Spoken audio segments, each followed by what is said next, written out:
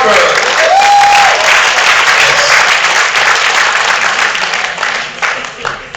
Now, you've worked with Adam many, many times. He's worked on your films, you've worked on his. Do you want to maybe start by describing to the audience the working relationship you have, how you see Adam as a filmmaker? Oh, sure. I met Adam in Birmingham, Alabama, probably 6 years ago. I had a movie at the Sidewalk Film Festival there, and he was living there at the time. And my strongest recollection of Adam was sitting at some weird, like hot dog place at 4 in the morning, and he told this story about when he was in film school about how he got involved with these Thai kids who had started a group in film school called Cinema Magic or something, and he described it as like they were more like a boy band than a film thing.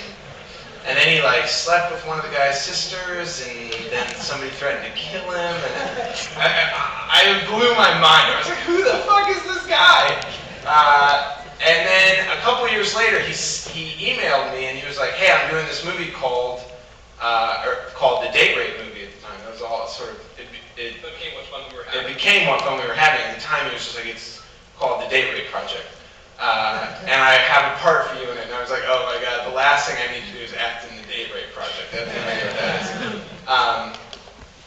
So I emailed him and I was like, I think you're a cool guy. What is the date rape thing? And what do I have to do? And he was like, I already shot 2 of the 4 segments. I'll send it to you. And he sent it to me, and it came in the mail, and I immediately stuck it in the DVD player and thought that the guy was brilliant. I mean, it's interesting. I don't mean this as an insult, because he's one of my closest friends. I think he's brilliant. He was sort of just a kind of a guy that in my head was like a stoner, I didn't know. He was like this stoner guy from Birmingham, Alabama. And he was confident too. He was sort of when I met with him, he was like, if you ever want me to shoot one of your movies, I would love to DP for you. And I was like, who are you? You're so weird. And he sent me the first 2 parts of what became what film we were having, and it my head just completely shifted. I was like, oh my God, this guy's brilliant. He's not a stoner loser. He's a fucking brilliant filmmaker. Stoner loser, remarkable. It was unbelievable. I watched 30 minutes of this stuff, and I emailed him back instantly, and I was like, I will literally do whatever you want me to do. I just want to work with you. So I went down to Birmingham for a day, and we shot one of the segments of what film we were having, and it changed my life. I mean, it's changed who I am as a director too, because I was like, this guy's shooting 20 to 30 minutes of finished usable material in a day, Roger Corman style. I was like, who is this guy? And a visual sense unlike anything I'd ever seen. He knows exactly what he wants. He was taking these cheap video cameras and doing amazing things. So I flew back to Chicago after that day, and I was like, this guy reinvented movies. He basically figured it out. Everything for the last 100 years of cinema people have been trying to get right, this dude in Birmingham figured out. And so I started working really differently and started working with Adam. And of course, cut to years before, he was like, if you ever want me to be your DP, I'll come and shoot one of your movies. And I was like, all right, whatever, man. To me, being like, Adam, will you please come shoot my next movie? And so we've worked together a lot. He's DP'd, I think, 4 of my features. And so I did what film we were having, then I acted in A Horrible Way to Die, and then they brought me back for your next. And he's become a super close friend of mine and a major collaborator for me. How does he work with as a cinematographer? I mean, art history, of course. Yeah, he's amazing. He's like a beautiful balance of deliberate and unpretentious. He's not the kind of guy that's going to talk your ear off about why he's composing a thing a certain way and why he's putting the light. He's very fluid. He's very intuitive. But he's not fucking around. He really has a very strong visual sense. He's watched a lot of movies. I mean, he knows the references he's drawing from. So I've loved working with him. I mean, at this point, he's way too famous now to ever shoot one of my movies again. But he's too nice to I'd never say no. Yeah, maybe. I'd be embarrassed to ask him anymore. But I cherish it. I mean, basically when both of us were flat broke, he like lived on my couch in Chicago for 3 months, and we worked on several projects together. And he's like my cinema brother. You know, we came from nothing together. It's one of the things that's so amazing about Your Next, because it's not like what's happening with this movie wasn't supposed to happen. It is a very small movie. It's got a lot of cool, weird people in it that sort of came from this small world. The fact that Lionsgate's like releasing it on 2,000 screens in America is wild. That is, they hit the crazy jackpot. Do you want to talk about some of the other cast in the film? I'm sure many of you recognize Larry Fessenden, Ty West, Barbara Crampton. Yeah. So many amazing people. I'll tell a story about Barbara Crampton because I, of course, so Simon sent me the script for Your Next, and he was like, "Hey, we've got a part for you." And even back then, I read that script and I was like, "This movie's going to be fucking huge. That is a good script." And was like a blast to read, and I was like, "Yes, I absolutely will be in this movie." And then they were sort of looking for the parents for a long time, and like different names got sent around. And then at some point I got an email that was like, Barbara Crampton's going to be in the movie, and I was like, "You gotta be shitting me, that's awesome." And I arrived in Columbia, Missouri, a year after having done A Horrible Way to Die with them, also in Columbia, Missouri. And this guy named Pants picked us up in a minivan with like not even a seat in the back. I think I sat on the floor in the back of the minivan. And I rode for 2.5 hours from like St. Louis to Columbia with Barbara Crampton. And she's cool. And also, I don't even know how old she is, but she's hot still too. And I was like, I'm having feelings for Barbara Crampton. But it was a real pleasure to shoot. It was, I mean, for AJ Bowen and Amy Simons and I, it was a reunion from A Horrible Way to Die. It was a fun, like a year later to get to go back to Columbia and do another movie with Adam, but then to also bring in Ty and Larry and Kate Shield, who's been in a bunch of my movies, and it was a very family atmosphere on set. It was really cool to involve all those people. So you know, I know you were there during a lot of pre-production, they're all pre-production, you know that very, very well. Is there any evidence that you give to the audience about the genesis of this story? Well, the first I remember hearing about sort of what became the visual style was Adam sent me a clip from a movie called The White of the Eye. Oh yeah, no, and he actually played that. Yeah, which is not a movie that I know other than the YouTube clip Adam sent me. Well, he sent me the clip, and I was like, if your movie looks anything like this, it's going to be awesome. Yeah. So that was like definitely a visual reference point, which you can see in the finished movie. The idea of these sort of hyper-violent moments being super slowed down and sort of focusing on not necessarily the action, but some other thing, like knives falling or some like these insert kind of slow-mo close-ups. And then beyond that, like I know that Adam and Simon, you know, we had gone to TIFF, to Toronto, with A Horrible Way to Die, which was a huge success for all of us. I mean, that was a little movie. It got bought by Anchor Bay. But I know for them, and they've said it a lot, a big inspiration for Your Next was the idea of wanting to be back at TIFF the next year with a midnight movie. Like wanting to make something that was for an audience. Sort of leaving the art house realm and entering the sort of the mainstream, scary, real movie zone. Yeah, it's a big departure. Absolutely. And the shoots felt very different too. Like on A Horrible Way to Die, you know, I forget how, I mean, it was a cheap movie. It was like a $75,000 movie or something. So, you know, it felt really good doing it, but also we were very much living in the sort of realm of relying on dramatic performances and all these sort of things. I didn't know quite what to expect when I got there for Your Next, but I've never seen Adam and Simon work harder in their lives. I mean, they were super focused on this movie in a way that was really impressive to me, in a way that to some extent changed my attitude as a filmmaker too, because I saw these two guys who I've known and who I've worked with and who sort of came from this micro-budget world really consciously working hard to make a fun, exciting, accessible movie, and it was cool. You know, I was in Columbia for a month working on this movie, and I hung out with Adam once in the entirety of the month. if you know Adam, it's not, he's a hangout kind of dude. So he was working his ass off. I mean, he was the first one up in the morning, the last one to go to sleep.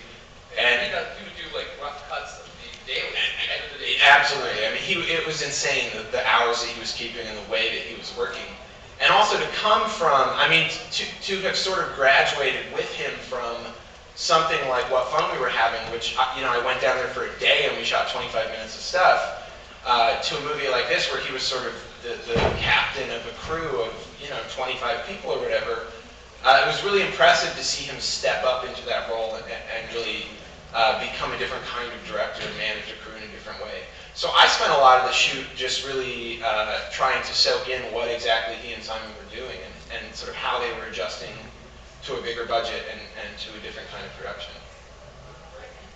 Before you open up to questions from the audience, do you want to tell the audience a little bit about your exposures? Sure. Well, 24 Exposures really came directly out of Your Next. So we shot Your Next in like April through May of 2011, and then they went to Toronto in September, and then we shot 24 Exposures in the fall of 2011. I mean, a lot of that was an attempt to make a film that captured that working relationship between Adam and Simon. I don't know if anybody follows Adam's Tumblr. But he, you know, I mean, he's sort of porn obsessed, and it's weird. Well, it's worth it. Yeah, I follow it. It's not vanilla porn. He's into some funky shit. But you know, sort of taking this idea of Adam as this sort of like Birmingham S&M stoner guy, right? Like this idea of Adam that I knew, and then Simon, who's also weird, but who in a sense is a very square kind of guy, who was like for a period of time was a private detective, like almost married a school teacher in New York. Like he's compared to Adam, he's very normal. Let's put it that way. Compared to most people, he's also fucking weird. But Adam on the weird scale is way out here, and Simon's sort of in the middle. So having gotten to know these guys and work with these guys, 24 Exposures was an attempt to sort of dramatize that relationship, how these two people from very different spectrums could end up working and collaborating together. So in the movie, Adam plays an erotic photographer who's making all of this very weird art, and Simon plays a detective who ends up investigating Adam when one of the models ends up dead. So I sort of took this like Zalman King 90s Cinemax erotic thriller vibe and stuck Adam and Simon right into the middle of that relationship. All right, let's ask some questions from the audience. Yes, go. Just shout. Just shout if we're yeah. blinded. Hey. Oh, okay.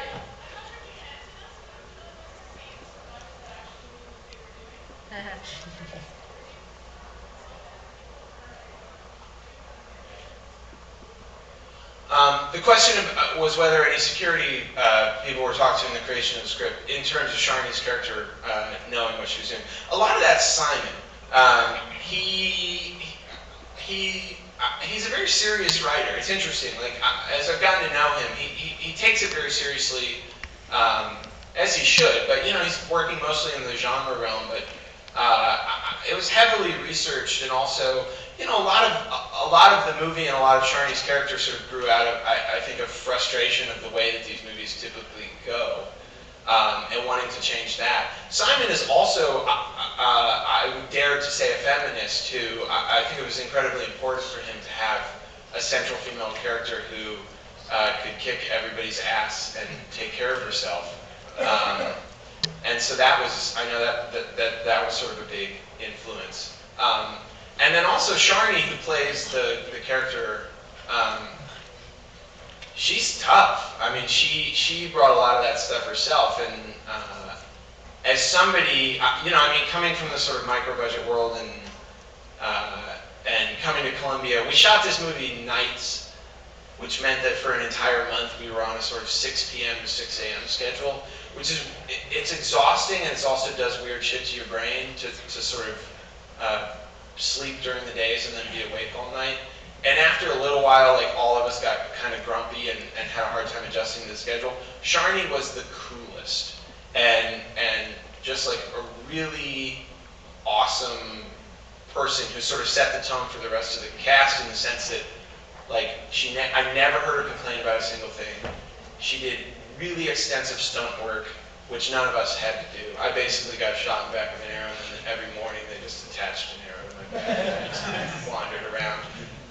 Sharni like got her ass kicked and had to work with the stunt trainers and do all this stuff. So she was herself a badass, and I think that like factors into the character and also factored into a lot of that. I bet she even did a ton of her own research.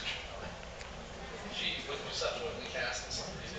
I think so, and she had sort of come out. I mean, they cast her in this after Step Up 3D, which is like a big Disney movie.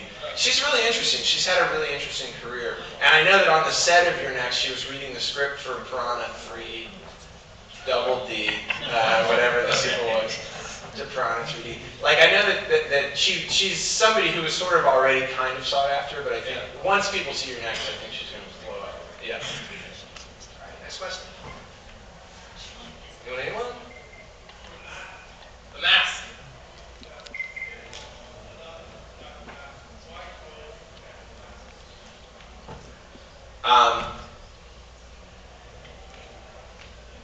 I think that they were available. Keep in mind, this was a very low-budget movie. No, there's something. I mean, certainly it fits in perfectly with Simon's sensibilities, and also there's something really. I mean, the wolf mask obviously is a sort of predatory mask. I always love the fact that there's a lamb mask too. That it's sort of very much mixing up these predatory and prey kind of animals into this. And you know, I would have to ask Simon specifically, but they played around with a lot of stuff, and the art department settled on these masks. So I think it was an aspect of this sort of working. Because they did a ton of tests, makeup testing and different things. We've got time for one last question. Yes?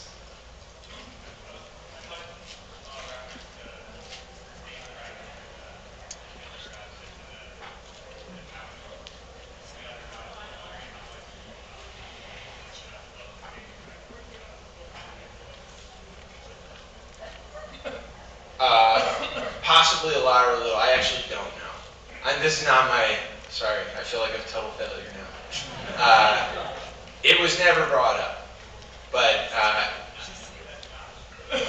well, here's the thing: I wasn't there for that shot. I'm sorry. I feel like I owe you. Like, tweet at me, and then I'll talk to Adam and Simon and get back to you specifically. Yeah, sure.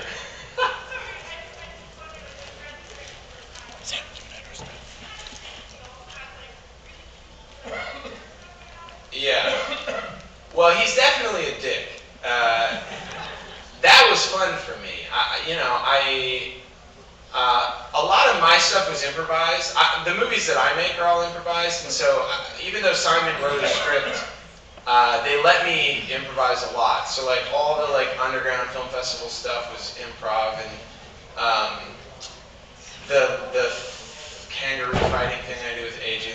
They really let me just be a dick with the rest of the cast.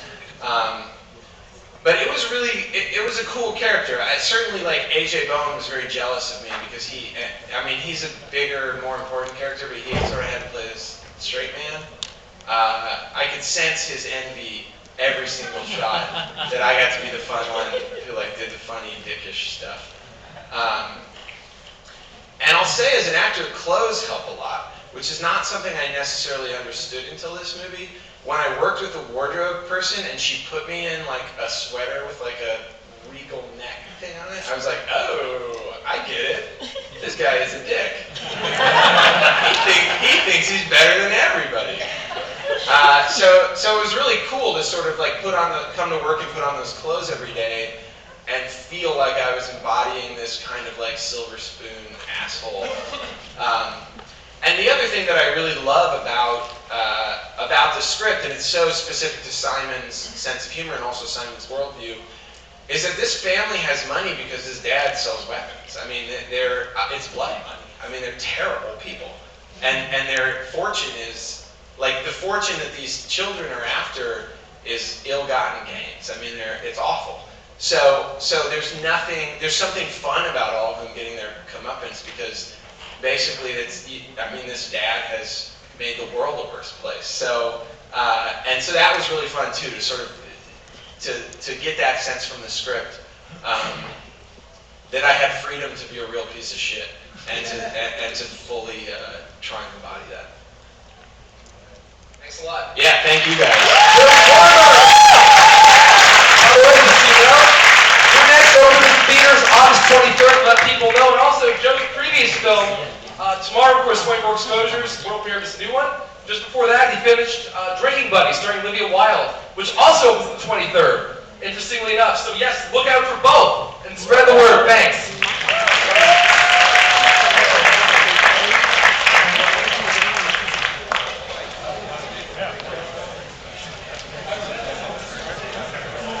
Pour ceux qui ont des billets pour le prochain film, on vous demande d'aller dans le lobby immédiatement. Grab a ticket for the next movie.